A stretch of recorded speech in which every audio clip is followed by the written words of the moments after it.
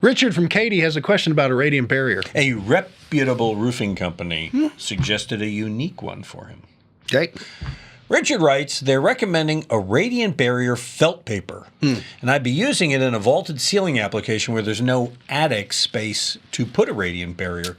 Is that anywhere close to replacing the sheathing with a radiant barrier, Tom, or at least cost effective to do this? What say you? I'm not going to beat up the roofer. Okay. Because they're being sold a bill of goods, and for all they know, the reps come out, they give them these great talks, they send them to Las Vegas, they give them a golf bag. I mean, that's the industry. But the bottom line is, when this first came out, I remember Jim from Ideal Roofing came to me. We were talking about it last night, in fact, yeah. Oh.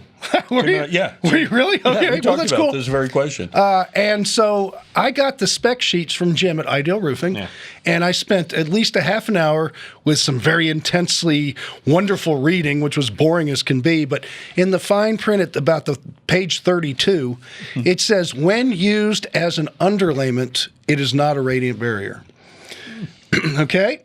So if you hung it in your attic, it's a radiant barrier. When a radiant barrier touches something, it goes from a low emitter to a conductor, just like aluminum wiring is a great conductor. Yeah. And so it's probably a fine underlayment, but it will not replace the radiant barrier when a radiant barrier is used properly, and it has to face an airspace to become a low emitter and not a conductor.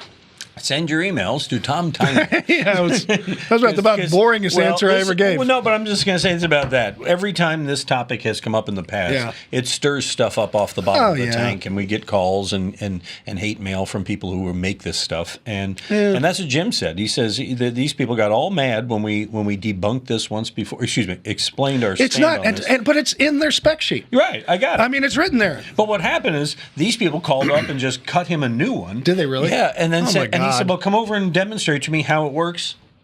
Never heard from him again. Yeah, no. So that's the deal. But don't blame the roofer, because these guys aren't educated in this. They're roofers. So just for fun here, you're roofing somebody with one of these vaulted ceilings. What can you do for a vaulted ceiling like that? Well, if it's packed with insulation, no radiant barrier.